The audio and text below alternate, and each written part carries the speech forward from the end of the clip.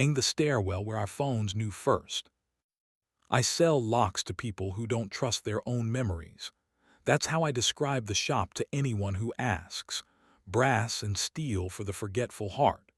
If you've never seen a man choose a deadbolt for the first time, you don't know the face of someone trying to outwit a version of himself he hasn't met yet. I cut keys. I program fobs.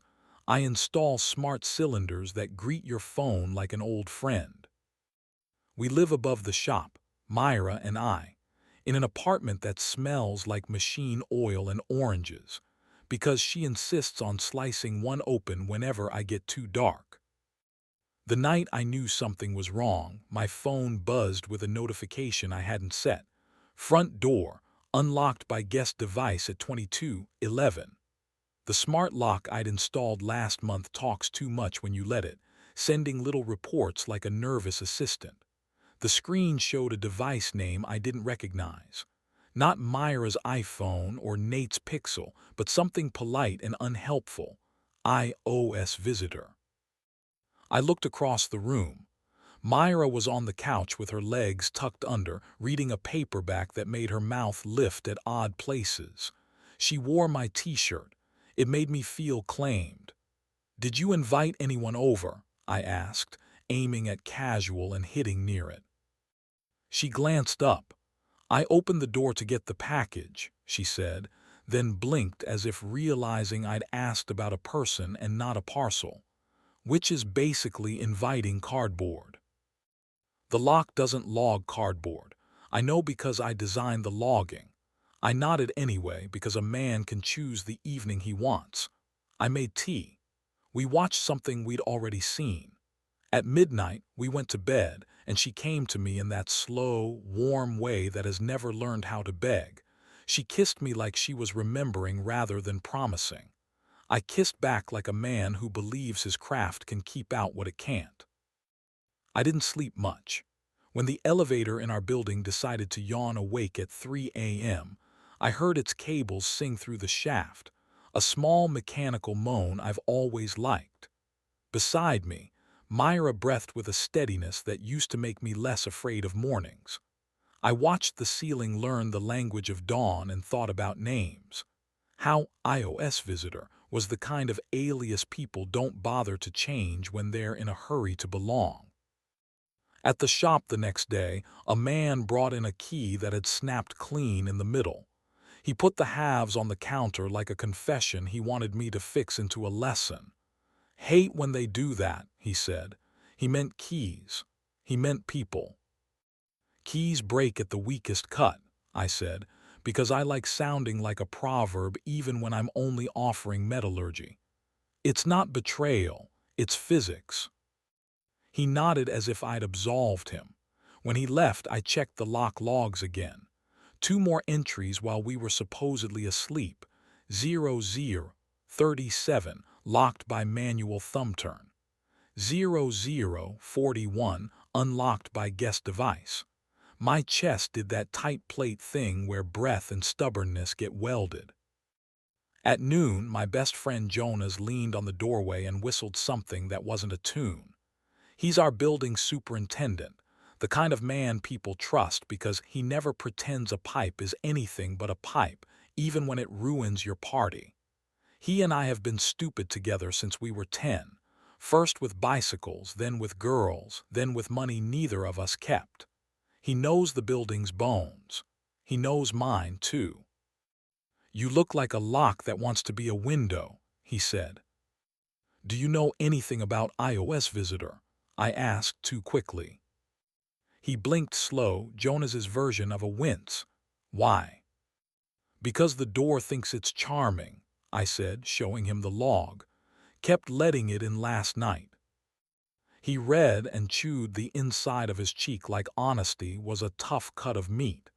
"Could be a neighbor's phone pinging," he said, "if we've got interference." "We don't," I said. The system sat on the bench behind me, neat wires like good intentions. "And the unlocks are real, not ghost touches." "Did you ask Myra?" he said, voice gentle which made it worse. "I asked a version of it," I said. She invited cardboard. Jonas looked at the floor. You want me to check the hallway cam, see if anyone wandered? I want you to tell me I'm being dramatic, I said, and then I want you to show me anyway. He nodded. You'll owe me coffee and a story later. I followed him to the small office behind the mailboxes, where the monitors glow like fish tanks. He typed with that reluctant fluency men reserve for technology they respect but don't love. The hallway footage played on loop. Doors, a plant that pretended not to be dying, an elevator that thought it was sexy. At 22:10, the elevator opened. Our door did too, a second later. The camera angle didn't catch the interior. It never does. You learn to live with angles when you live in buildings like ours. But there was a shadow, clean shoulders, a quick move, and then the door shut again. At 0041, the same. The elevator doors parted once more like a practiced mouth. Our doorknob turned inward, careful. Jonas froze the frame where the elevator closed. A reflection, warped by brushed steel, gave me a smear of a face. Enough to be a stranger, enough not to be me. I can pull the feed from the lobby, he said, but if they wore a cap or a hood. They, I said, because grammar hides cowardice. Not he, not she, they. He scrubbed to 0041. In the reflection, a sliver of wrist caught the light. A small tattoo, a black line around the bone. Familiar, my scalp prickled. Myra doesn't have a tattoo, I said out loud, to hear how stupid it sounded. No, Jonas said. He kept his eyes on the screen. She doesn't. You know whose that is? I asked. He hesitated in a way I would have forgiven in anyone else. Nate, he said, do you want me to guess or do you want me to be sure? I want to not hate the person who says it, I said, and I meant him. Then let it be me, he answered softly. I didn't let him finish.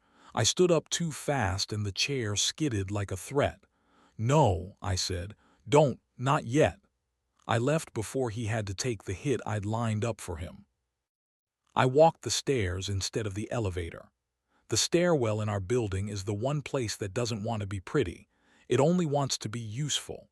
Concrete, paint the color of regrets, a smell that used to be cigarettes and is now something cleaner but less honest. On the third-floor landing, I stopped because the air had a memory in it. Myra's shampoo, citrus, and a sweetness I once knew the name of, maybe honeysuckle. I had installed a keypad for the rooftop greenhouse last year. The code was her birthday. The logs for that keypad were in my head, which is the worst place for logs. We have a rooftop greenhouse because the owner is a romantic. It's mostly herbs and the kind of plants that forgive city wind. Myra likes to go up there at night and pretend the city isn't the city. I like to meet her there and put my hands under her shirt and hear her laugh like a woman who hadn't started over so many times it counts as a talent. The keypad sang a soft tone when I touched it. 1209. The door clicked. The greenhouse smelled like basil, damp earth, and a lie learning how to stand. Myra was watering the mint. She wore my t-shirt again, bare legs, hair up. She looked over at me with a calm that made me want to be somebody else. You okay? She asked, as if I'd only come up to check the hinges. Who is he? I said, and my voice came out clean enough to pass inspection. Her mouth flattened, like a person trying to swallow a coin. If you're starting with the worst question, she said, we'll be here all night not saying the important thing. What's the important thing? I asked. That you already know, she said. And you don't want to be right because being right is a lonely room. You'd rather be surprised and generous. If I wanted to be generous, I said, I'd bring coffee. I brought the part of me that knows how to disassemble doors. She set the watering can down with a sound that made the plants flinch. I didn't invite him to our bed, she said. I'm not that sloppy. Thank you for your professionalism, I said. I surprised both of us with the laugh that broke out of me. It didn't sound good in the glass. She stepped closer and we breathed the same mint air. Jonas is going to tell you, she said. If you make him say it, you'll lose him too. It landed on me like a mismeasured safe. The black line on the wrist, the clean shoulders, the way he moves when he thinks he's not being watched. My throat tried to close. You picked him, I said, and the words tasted like iron and history. You picked my literal wingman. I didn't pick him to hurt you, she said, and I believed her instantly, which somehow made it worse. I picked him because I wanted you without asking you for more.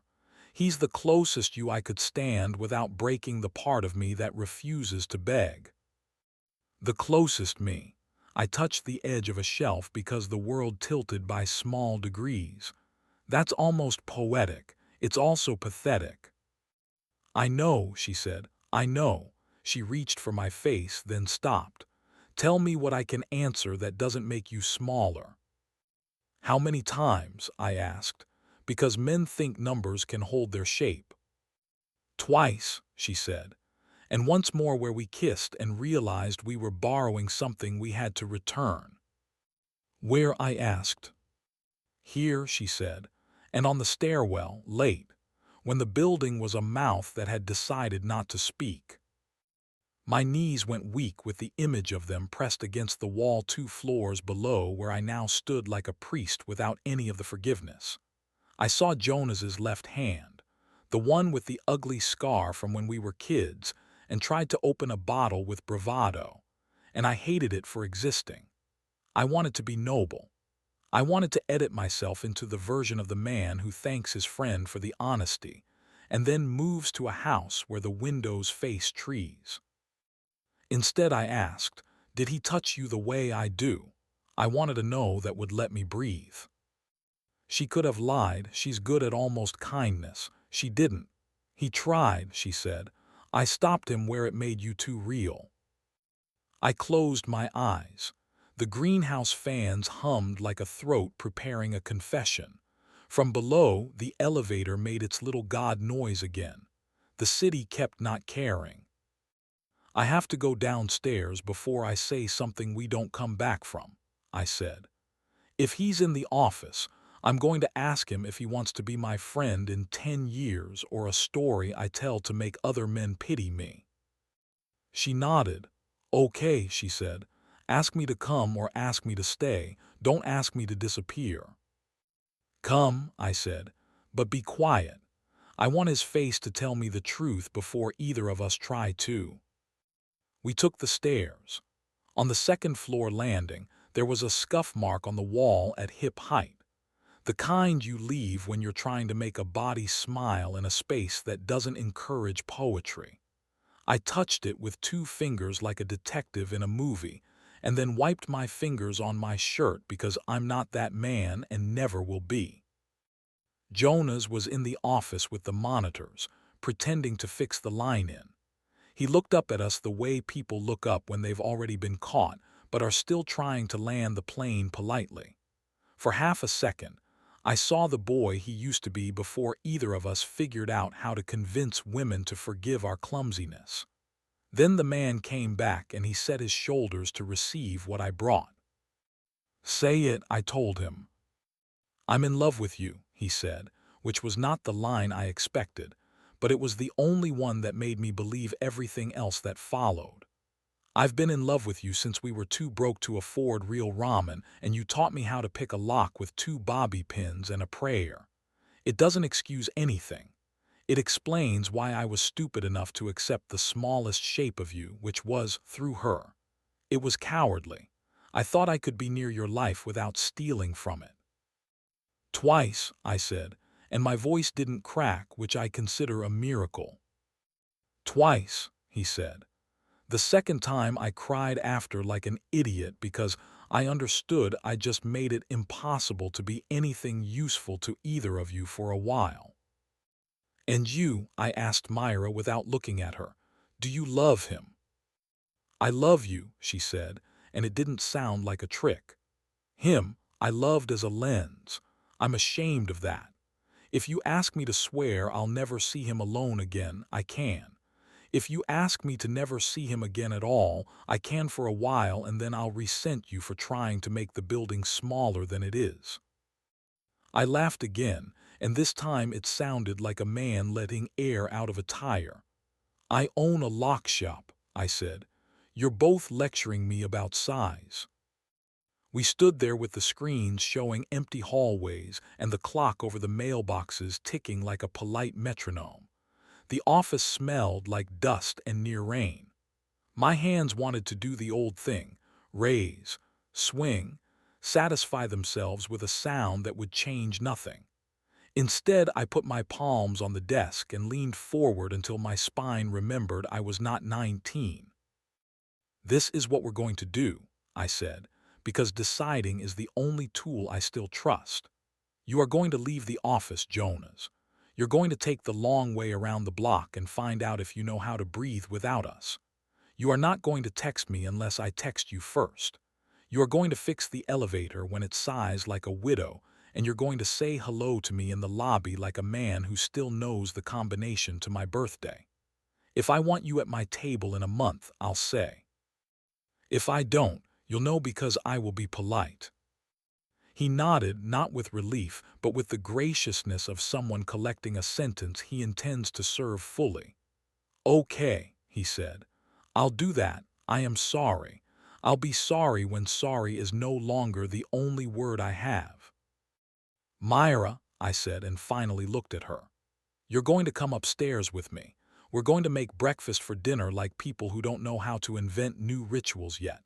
Tomorrow morning at 8, you're going to sit at our table with coffee and a face that doesn't try to charm me into forgetting. You're going to tell me what you need from me that you thought you had to steal from someone shaped like me. I'm going to listen. I'm going to use my hands for stirring, not for pointing. If we still want each other at 9, we'll make keys. She nodded, tears making her eyes brighter rather than red. I can do that, she said. Jonas left. The elevator took him like a roomer being disciplined. The monitors kept showing the hallway being stubbornly itself. I turned off the screen with our door on it because I am not a man who wants to watch his own entrance frame by frame. Upstairs, Myra sliced an orange the way you do when your hands need a task to keep them from apologizing. I whisked eggs that didn't deserve this much attention. We stood too near, then too far, and found middle, like people learning to dance on a narrow ledge. When we ate, I reached across and touched her wrist where her pulse lives. She turned her hand over and let me see the part that is soft even on the days she is not. After, we didn't undress with the urgency our bodies remember. We lay on top of the covers and breathed until our chests forgave us for trying. She slept with her palm on my ribs like a promise she hoped to recognize in the morning. I stayed up and listened to the building take inventory of its noises. A neighbor's laugh, the pipe's late apology, the elevator's refrain. At 07:58 our phones chimed meeting reminder, breakfast truth. I had titled it and sent the invite at 04:12 because I am who I am.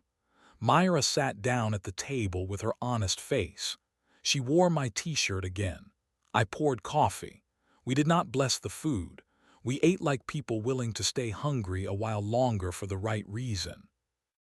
When we finished, I opened the lock app and renamed the guest device. Not with his name, not with hers. I called it weather, because this is what I've learned. You don't lock out the rain, you hang your coat and decide if today you walk anyway. Then I put my phone face down and took her hand, and we sat there listening to the day pick our building up like a violin, deciding whether it would be a song you forgive yourself for loving or a noise you survive. We didn't unlock anything for a long time. We let the stairwell hold its secrets and agreed to make new ones we could afford.